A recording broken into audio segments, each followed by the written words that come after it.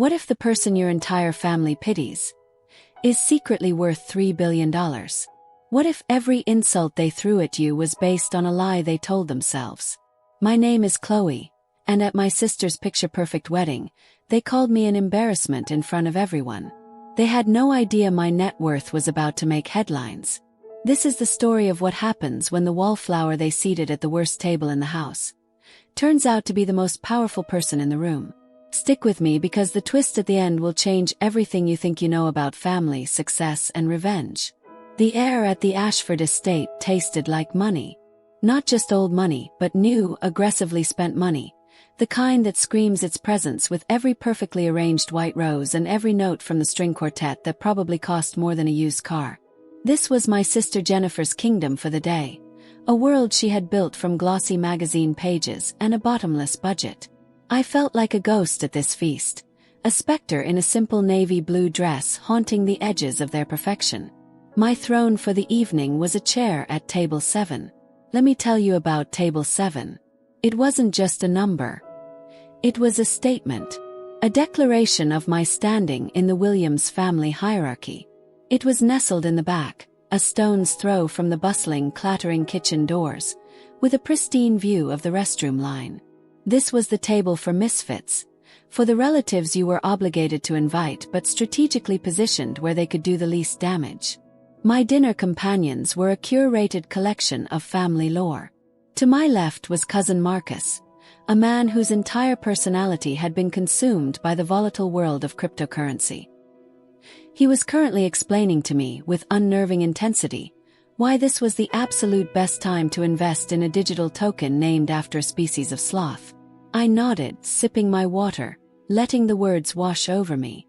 To my right was Aunt Helen, a woman whose 3 divorces were not tragedies to her, but a trilogy of epic dramas, and she was the heroic, wronged protagonist in all of them.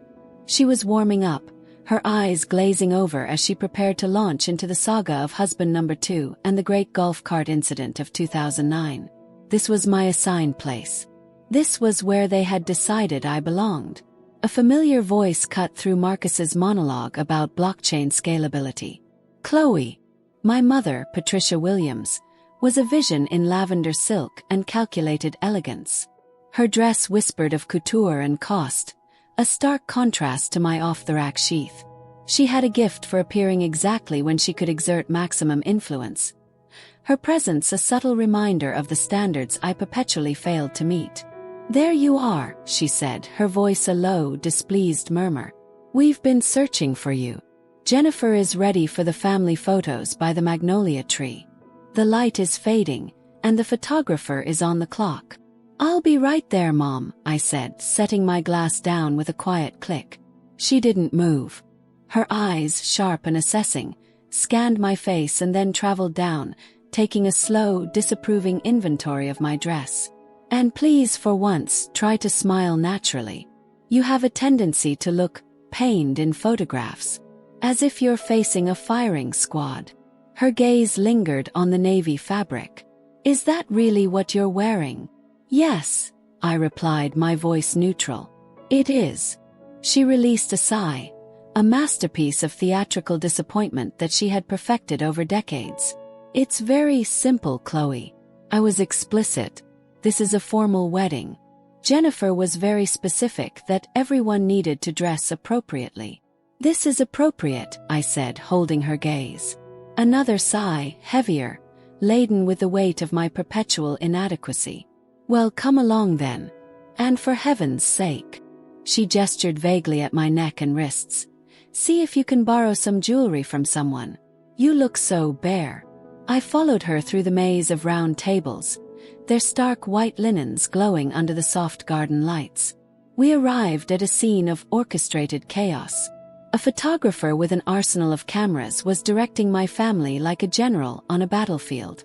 And at the center of it all, radiating a blinding, entitled joy, was my sister Jennifer. She was a sculpture in white. Her wedding dress a breathtaking confection of silk and lace that had reportedly cost more than the down payment on my first penthouse. It was a garment designed to command awe, and it succeeded. Beside her, her new husband, Derek, looked handsome but adrift, a mannequin playing the part of the groom in his stiff tuxedo. Finally, Jennifer's voice was a sharp crack in the idyllic setting. Her smile was tight, not reaching her eyes. "What took you so long, Chloe? We've been waiting forever. This photographer bills by the hour, you know. His time is valuable." "Sorry, Jennifer," I said, my tone flat. "I was at my table. My assigned table." A short, brittle laugh escaped her. "Oh my God," she turned to Derek, a mocking smirk on her lips. "Did Mom actually put her at table 7? That's hilarious. Absolutely perfect." She lowered her voice to a stage whisper. "That's the obligation table. For people we had to invite but don't actually want mingling with the important guests." "Jennifer, that's unkind," my father, Thomas Williams, chided, but the reprimand was weak, diluted by the fond smile he reserved only for her. He had never been able to see a single flaw in his golden child. "I'm just telling the truth, Daddy," she cooed, seamlessly shifting back into the role of the blushing bride. She began arranging everyone, physically maneuvering people to ensure she remained the undisputed sun in our family's solar system. "Okay, everyone." Big happy smiles. "This day is costing a fortune, so we need to look like we're having the time of our lives." The next half hour was a masterclass in passive participation. I was moved, posed, and positioned like a piece of furniture. Smile with the parents, look thoughtful with the grandparents, laugh joyously with the sisters. I was a ghost in these photos, my presence a required formality, my spirit miles away. I stood where I was directed, curved my lips when commanded, and remained silent. "Okay, I believe we have all the necessary family combinations," the photographer announced, looking relieved. "Shall we proceed with the bridal party shots?" "Yes, thank you," Jennifer said, before immediately turning her laser focus to me. "Chloe, you can go back to your table now. We're doing the wedding party only." A wave of relief washed over me. I could return to the relative anonymity of table 7. I could listen to Marcus's crypto prophecies and Aunt Helen's marital postmortems. It was a far more honest interaction than this charade. "Wait." My mother's hand shot out, her fingers closing around my wrist like a delicate but unyielding vice. "Chloe, before you disappear, Jennifer and your father have been working the room for you. There are some people here you simply must meet. Potential employers." My father stepped forward, correcting her with a businessman's precision. "Professional connections, Chloe. Individuals who could help you secure a real position." A familiar, cold knot tightened in my stomach. "I have a job, Dad. Your little internet hobby does not constitute a career," Jennifer declared, her voice rising, carrying across the garden and turning several nearby heads. She seemed to relish the audience. "Mom and Dad have been humiliating themselves, networking on your behalf all afternoon. The very least you could do is show a little gratitude." "I'm not looking for a job," I repeated, my voice low but firm. "Well, you should be," she retorted, smoothing a non-existent wrinkle from her gown. "Chloe, you're 36. It's time to stop this entrepreneur fantasy and get serious about your life. These people are doing us a favor by even agreeing to glance in your direction." "Glancing at me for what?" I asked, though the script was tediously familiar. "See that gentleman over there? The one with the silver hair." My mother gestured discreetly toward a man in an impeccably tailored suit, holding a tumbler of amber liquid. "That's Alan Brennan. He's a senior partner at a top-tier marketing firm. He mentioned they have an opening for a junior account coordinator. It would be a perfect starting point for you. The salary is only $55,000, but given your complete lack of a professional track record, it's actually quite a generous offer." Junior account coordinator? I felt the words like a physical blow, not because they were insulting, but because of the sheer, staggering lack of insight they represented. "Everyone has to start somewhere, sweetheart," my father said, his tone leaving no room for argument. "You've frittered away 15 years tinkering with websites. It's time to build a real resume. Alan has agreed to interview you as a personal favor to me. And see that woman in the green dress? Margaret Chen, my mother added, pointing to a sharp, elegant woman holding a glass of champagne. She runs a very successful PR firm. She mentioned she might have an entry-level spot opening up soon. You'd be handling the phones, managing calendars, that sort of thing. It would be a foot in the door. I looked at Margaret Chen. She was engaged in animated conversation, laughing freely. She exuded a competence and self-possession that came from building something herself. A flicker of something, not anger but a deep, resonant certainty, stirred within me. I appreciate the effort, I said, choosing my words with the care of a bomb disposal expert. But I'm not interested. You're not interested. Jennifer's voice dropped, becoming cold and hard.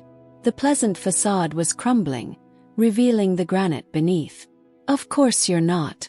Because you'd rather keep deluding yourself that your little online boutique is a real company. For God's sake, Chloe, when are you going to grow up? Jen, maybe not now, Derek murmured, placing a tentative hand on her arm. She shook him off violently. No, Derek. Someone has to say it. We've all been tiptoeing around Chloe's little fantasy world for years. She sits in her apartment all day, staring at a screen, pretending she's a CEO. Meanwhile, she's living paycheck to paycheck, driving a rust bucket, and wearing discount dresses to her own sister's wedding because she can't afford anything better. My car runs perfectly fine, I said, my voice dangerously quiet. Your car is a 15-year-old relic, she shot back, her volume rising again. It's an embarrassment. And your apartment? When was the last time any of us visited you? Oh, that's right, never. Because you're too ashamed to let anyone see how you're actually living. I am not ashamed of my home. You should be, she hissed, leaning in closer, her eyes blazing. Mom told me all about that awful neighborhood downtown. The one with all the... She dropped her voice to a venomous whisper. Questionable characters. You could have stayed in the safe, clean suburbs. But no, you had to move to the city to be near your so-called business opportunities. My mother nodded, her face a mask of pained concern. We've been so worried about you, Chloe. Living alone in that dangerous part of the city, working all hours on this internet thing that never seems to generate any real income. When was the last time you took a proper vacation? When was the last time you bought yourself something beautiful, just for the joy of it? I bought a new laptop last month, I offered.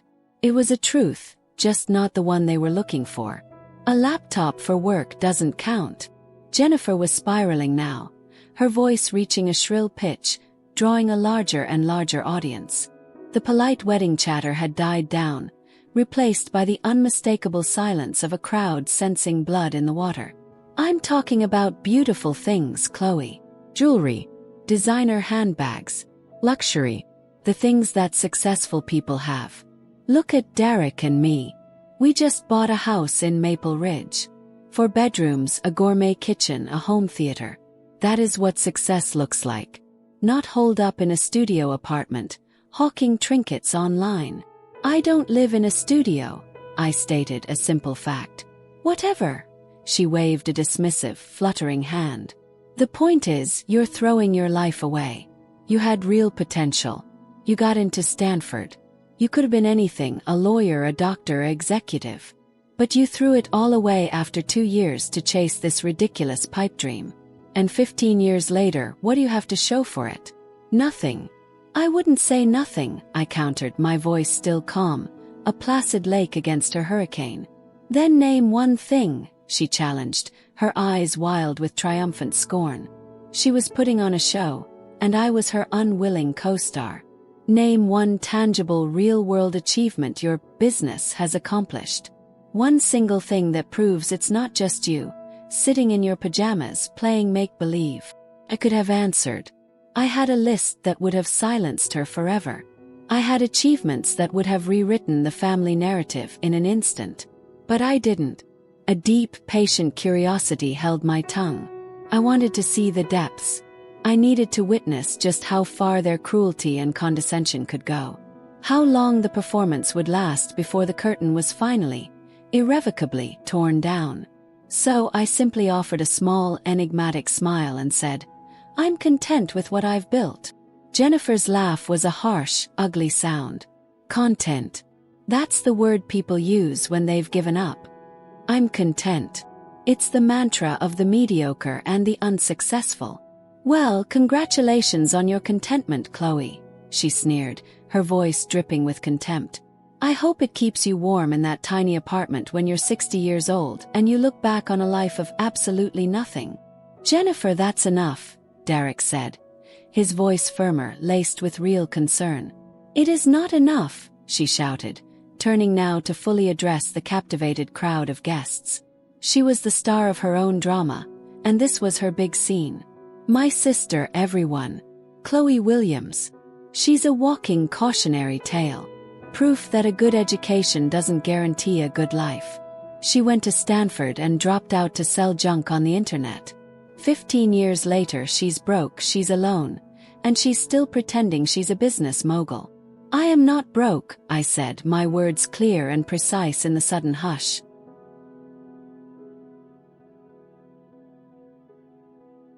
"Really?" she jeered, her arms spread wide. "Then why the $200 dress?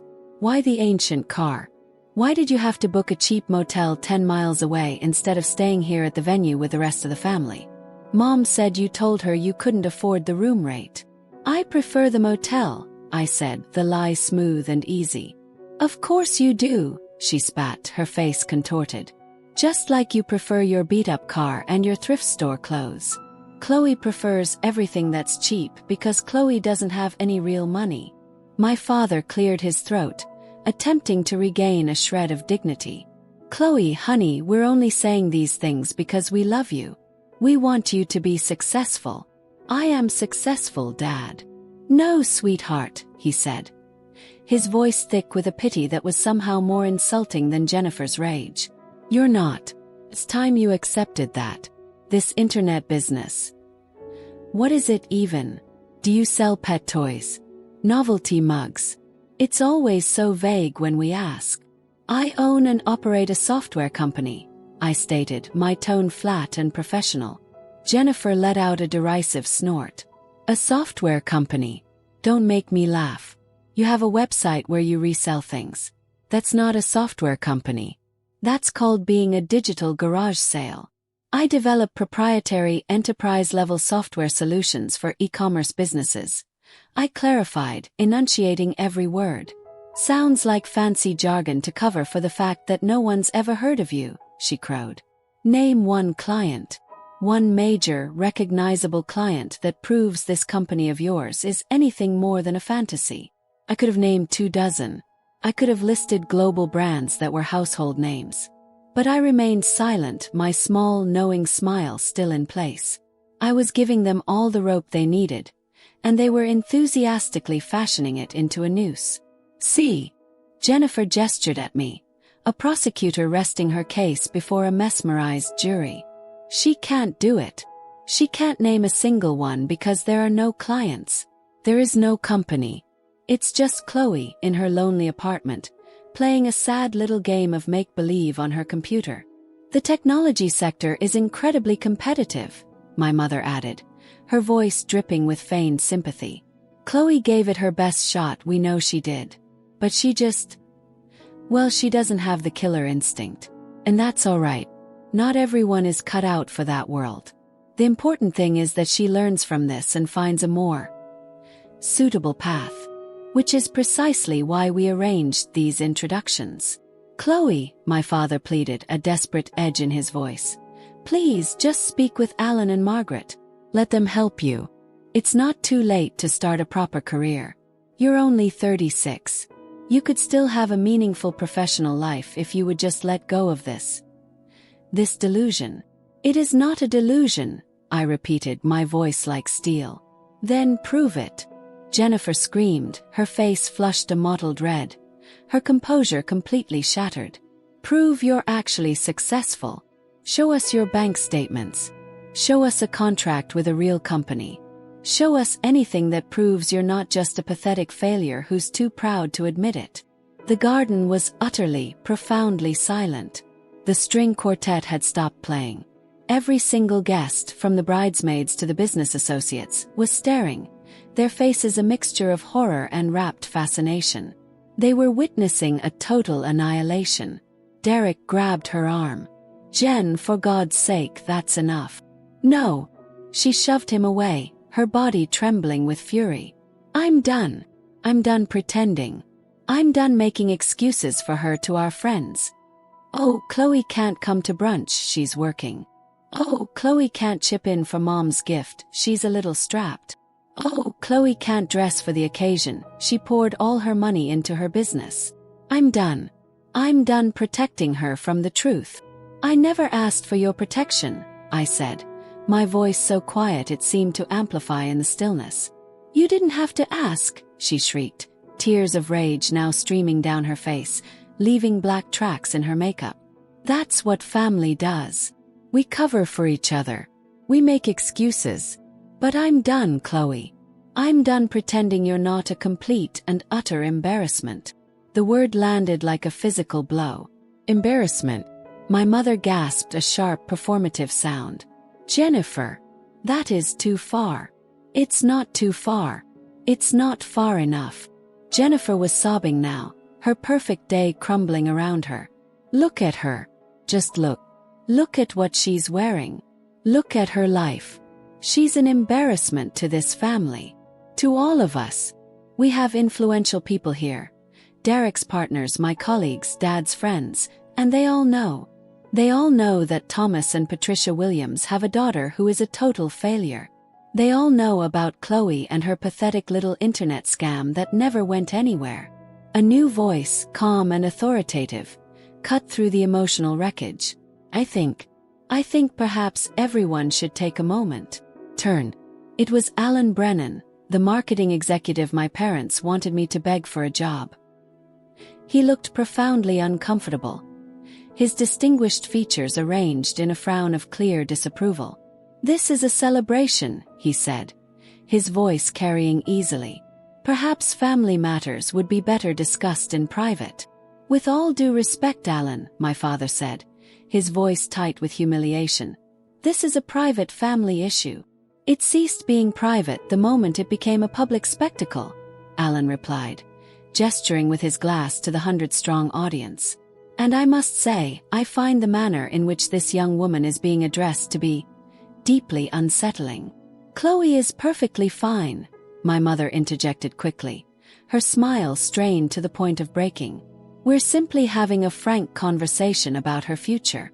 As her parents, that is our right and our responsibility." "It doesn't sound like a conversation," a new voice stated. Margaret Chin had stepped forward, her emerald dress a bold statement against the pastel scene. Her gaze was sharp, intelligent, and utterly unimpressed. "It sounds like a public flogging.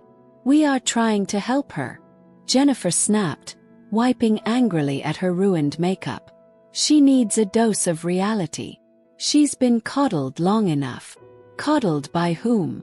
Margaret's eyebrow arched skeptically. "From my perspective, it appears she's been building something on her own for 15 years with absolutely no support from any of you." "You don't understand our family dynamics," my mother protested, her composure finally fracturing. "I understand a public humiliation when I see one," Margaret said coolly. "That much is abundantly clear." "Margaret, this really doesn't involve you," my father said, his tone bordering on rude.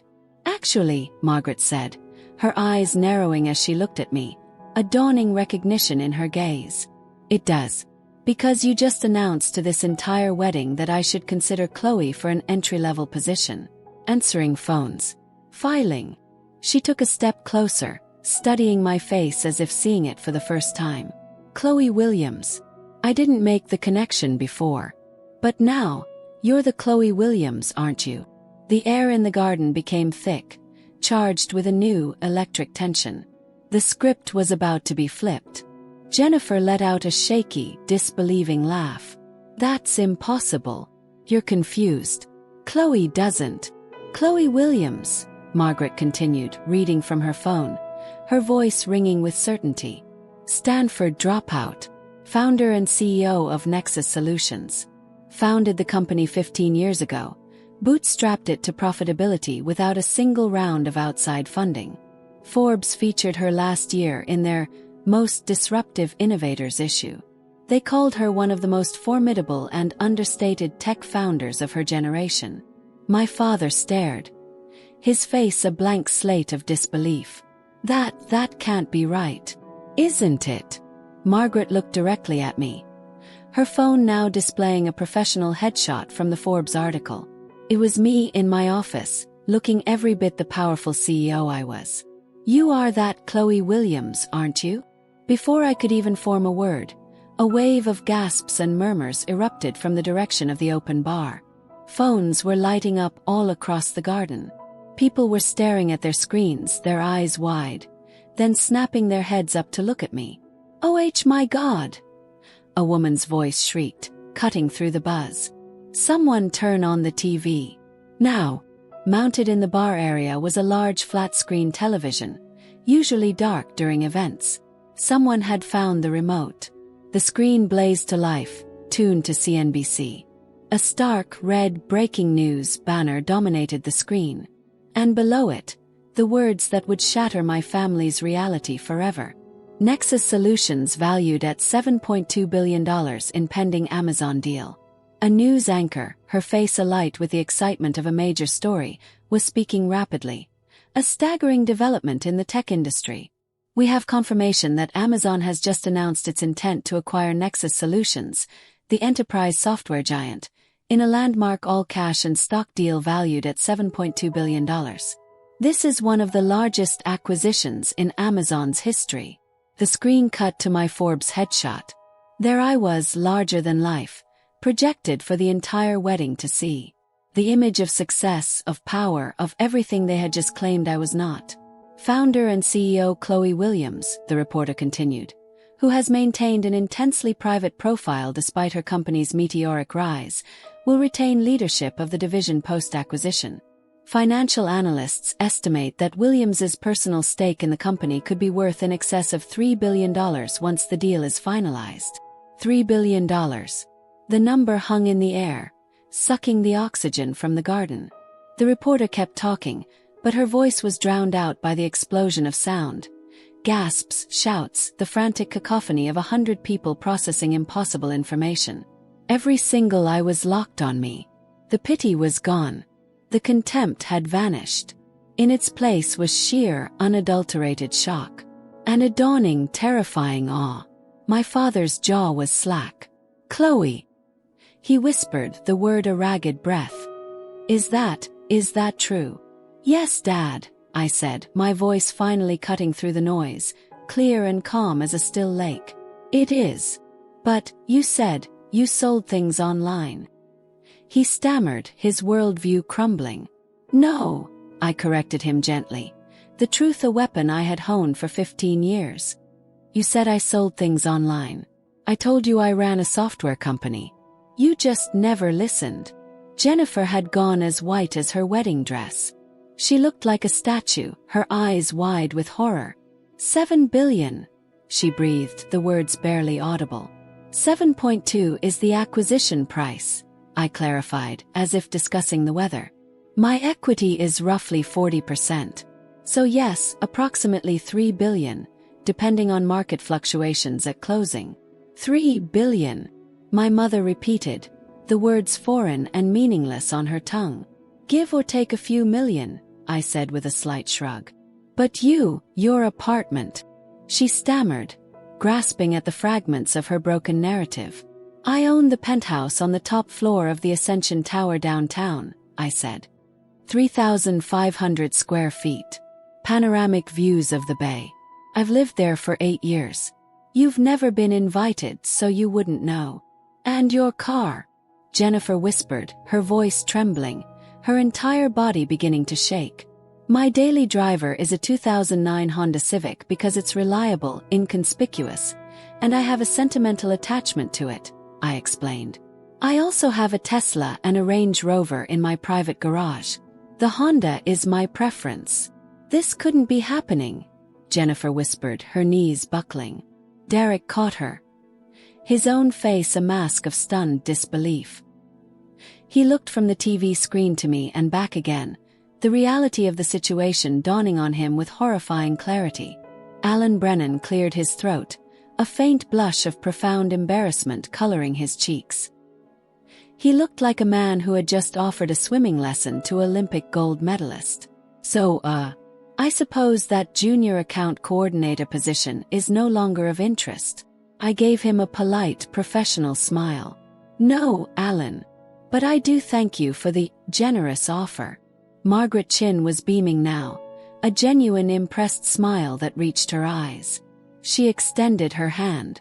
And I'm assuming you won't be available to answer my phones. Probably not, I agreed, taking her hand in a firm shake.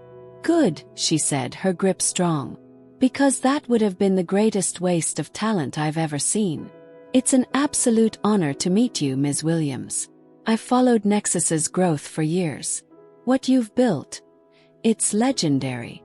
Thank you, Margaret, I said. I appreciate that. The television continued to broadcast, now showing a graphic with the logos of Nexus's major clients. Walmart, Target, Home Depot. Household names that even my family could not dismiss. The truth was out. The narrative was shattered. The embarrassment was a billionaire. The failure was an industry titan. And the look on their faces, the dawning horror, the shame, the utter collapse of their entire world, was a moment of pure, unadulterated vindication I would carry with me for the rest of my life. And just like that, with a news bulletin, Chloe's entire world, and her family's, was turned upside down. The secret is out, but the drama is far from over. What happens when the shock wears off? What will her family do now that they know the person they pitted is worth more than all of them combined? This is only the beginning of the fallout. The wedding is still happening, and the reception is about to get even more explosive. What do you think Chloe should do next? Stay and watch them squirm? Or walk away and leave them to their shame? The bomb has been dropped. The secret is out. Chloe Williams, the family embarrassment, the sister they seated at the worst table at the wedding, is not just successful. She's a billionaire. The look on their faces says it all. Shock, horror, and the crumbling of everything they thought they knew. But what happens in the moments after a revelation like that? When the person you've looked down on for 15 years is suddenly the most powerful person in the room. This is where the real story begins. This is the reckoning. If you think the drama is over, you are so wrong. In fact, it's just getting started. So stay right there. What happens next will have you on the edge of your seat. I was headed for the parking lot. For my ancient, beloved Honda Civic. Chloe! Wait! I heard the frantic patter of footsteps behind me. I turned to see my mother hurrying after me. Her lavish dress hindering her progress. Chloe, please, she gasped, catching up to me. Take my car. The valet can bring it around. You shouldn't be driving that thing. It's not safe. I looked at her, at the sheer absurdity of the offer. The concern for my safety, now that I was worth $3 billion, was almost comical. My car is perfectly safe, Mom, I said. It gets me where I need to go. But people will see you, she hissed, glancing around at the watching guests. What will they think? And there it was, the core of it all. It was never about me. It was always about perception. I don't care what they think, I said, and I meant it. I clicked the key fob, and the Honda's doors unlocked with a dull, unimpressive thunk. I slid into the driver's seat of the car they had mocked just minutes before. As I started the engine, I saw my family emerge from the gazebo, standing together in a forlorn little cluster, watching me go. My mother had her hand over her mouth. My father's shoulders were slumped in defeat. Jennifer was openly sobbing, clinging to Derek, her perfect day in ruins. In my rearview mirror, I watched them shrink as I drove down the long, manicured driveway of the Ashford estate. My phone, which I had silenced during the photos, was now blowing up. Dozens of texts, missed calls, voicemails, a text from my mom. Please call us. We can talk about this. A text from my dad. We made a terrible mistake. We love you. A text from Jennifer. You ruined my wedding. I'm sorry, but you did. Please come back. I didn't respond to any of them. Instead, I hit the hands-free button and called my assistant, Amanda. The call connected after one ring. Chloe. My God, I've been seeing the alerts. The acquisition news is everywhere. Are you okay? Where are you?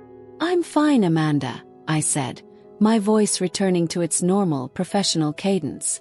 The world of billion-dollar deals was my sanctuary, my reality. I'm driving back to the Fairmont. Can you push the Amazon call back by 30 minutes? I need a moment to decompress. Consider it done, she said instantly. The PR team is on standby. Your calendar is cleared for the rest of the evening. The media requests are overwhelming. Tell them I'll consider interviews after the deal closes.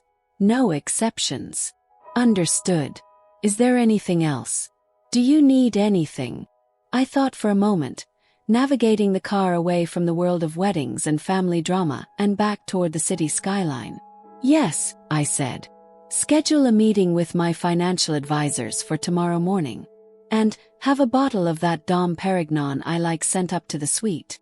Celebrating? Amanda asked, a smile in her voice.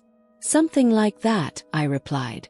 I ended the call and drove on, the silence of the car a welcome relief. The wedding was behind me. The performance was over. They knew the truth now. The whole world was about to know. But as I drove, a single thought echoed in my mind, a thought that was both a victory and a tragedy. They were sorry now, but they were only sorry because I was rich. Narrator's voice returns, thoughtful and a little sad. Narrator. And just like that, Chloe drives away, leaving the wreckage of her sister's wedding behind. But can you ever really drive away from your family? The texts and calls are pouring in, each one a desperate attempt to rewrite history. What would you do in her situation? Forgive them, or close that door forever? The choice is hers, and it's a billion-dollar dilemma. The story isn't over. The fallout from this wedding will ripple through this family for years. What happens when the media fully descends? What happens when Jennifer has to face her friends after what she said? Let me know in the comments what you think Chloe should do next. And if you're hooked on this story, you know what to do, like, subscribe. Chloe has left the wedding.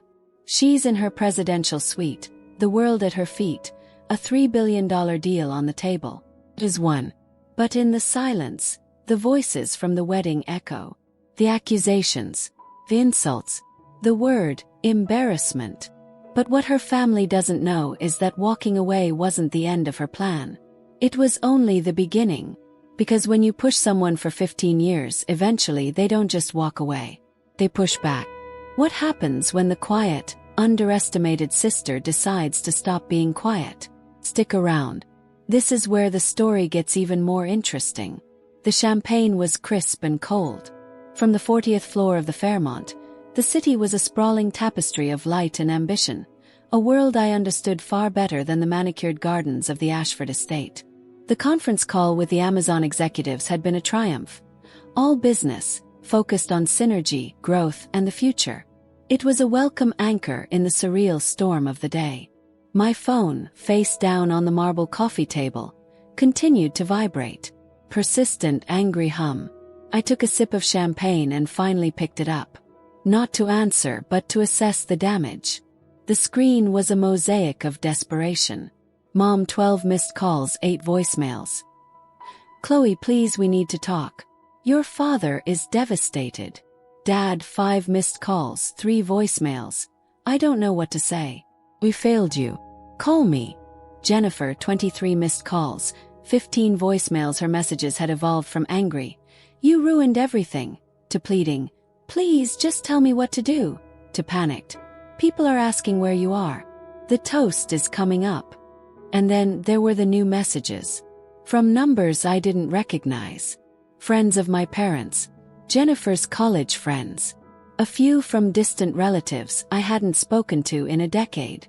Unknown number. "Hi Chloe, it's Susan Miller from the club. Your mother gave me your number. So thrilled to see your wonderful news. We must have lunch." Another unknown number. "Hey cuz. It's Brad. Remember me? Wow, Amazon. Just wow. Let's reconnect. The vultures were circling. The same people who had likely nodded along with my family's narrative of my failure were now scrambling for a piece of the success. It was nauseatingly predictable. I was about to put the phone back down when a new notification popped up. It wasn't a call or a text. It was a tag on Instagram. It was Jennifer. She had posted a photo. It was a carefully curated picture of her and Derek at the reception. She was forcing a bright, teary-eyed smile. He looked uncomfortable. The caption made my blood run cold. The most magical day, married to my soulmate at Derek the groom. So blessed by everyone who shared it with us. Even through unexpected family drama and a sister who chose to abandon me on my wedding day, our love shines brighter. #love wins, #wedding day, #family is everything, the audacity. The sheer, manipulative audacity. She was reframing the narrative. She was no longer the cruel bully who had publicly eviscerated her sister. She was the victim, the abandoned bride, and I was the heartless sister who chose to leave. She was using the #, family is everything while actively throwing me under the bus. The comments were already flooding in. OMG, you look stunning. So sorry about the drama. Who abandons their sister on her wedding day? You're better off without that kind of negativity. Family drama is the worst. Focus on your new husband. #love wins. A cold, sharp anger, something I usually kept locked away in the boardroom, began to thaw in my chest. I had been content to walk away, to let them live with their shame privately. But Jennifer wasn't willing to be shamed. She was fighting back, and she was doing it in the most underhanded way possible, by playing the victim. She wanted a war. Fine. I opened my laptop. I didn't post a response. That would be playing her game. Instead, I went to the cloud drive that held all of Nexus's press assets. I found the folder for the Forbes profile. There were the outtakes from the photo shoot. One of them was a powerful, candid shot of me at my standing desk, the Seattle skyline behind me, looking focused and formidable. It was the antithesis of the pathetic failure she had described. I attached the photo to a new email. The recipient was not a media outlet. It was Margaret Chin, the PR executive from the wedding. The subject line was simple. It was a pleasure meeting you. The body of the email was even simpler. Margaret, thank you for your kind words today. It's rare to find someone who understands the journey.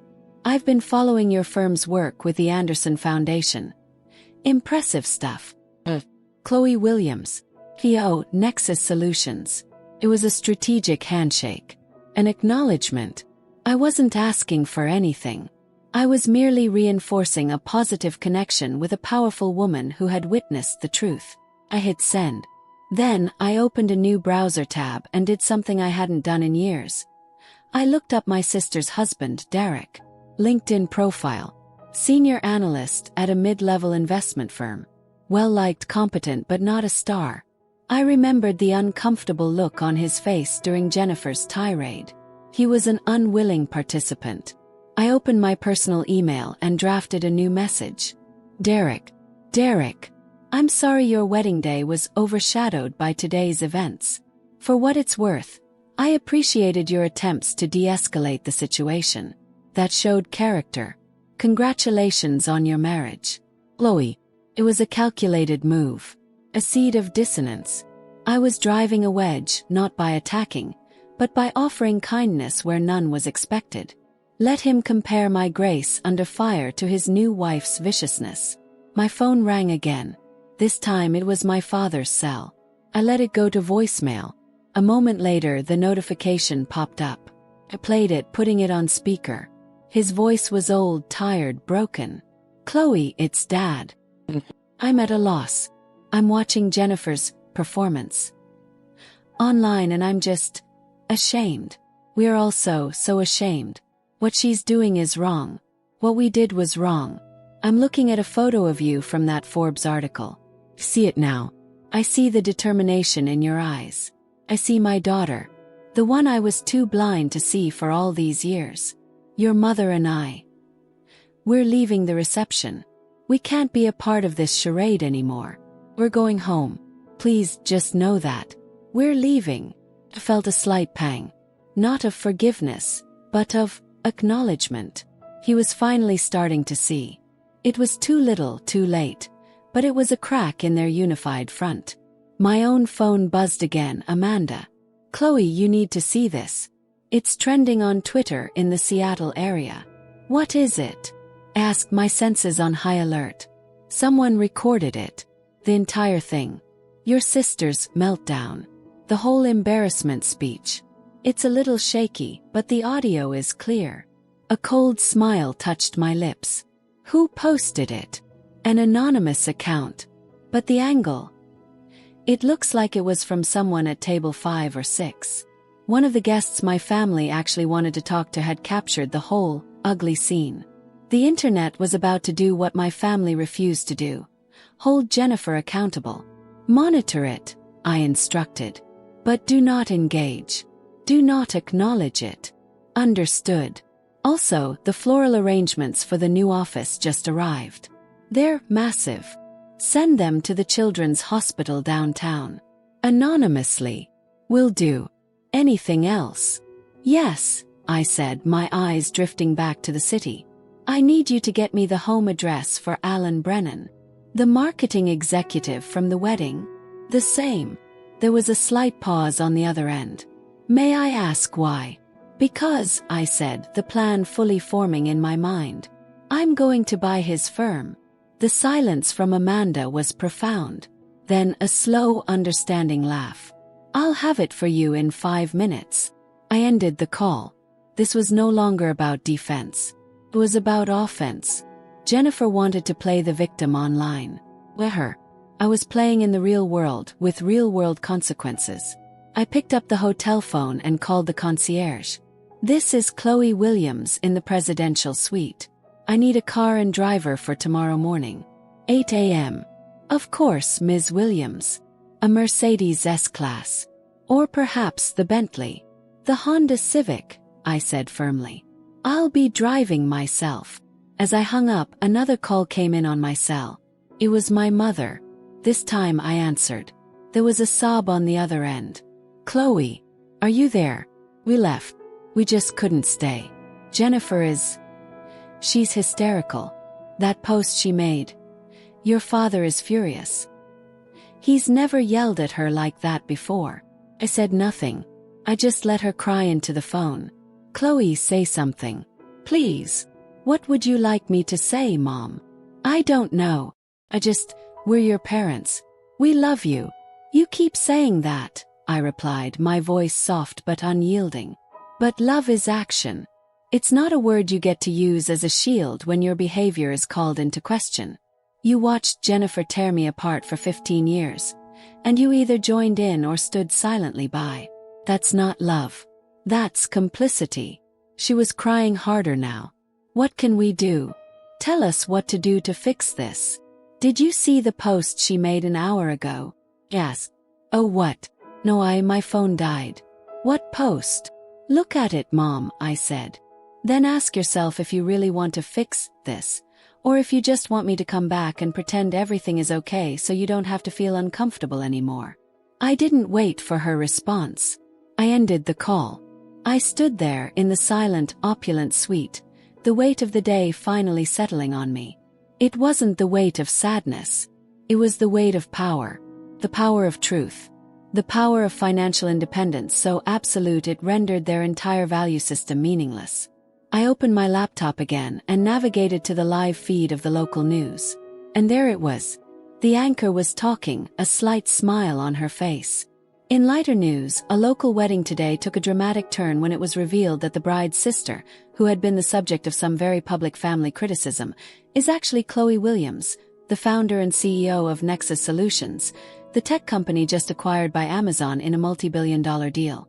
A video, which has now gone viral, shows the moment the family's perception was dramatically updated. They played a short 10-second clip.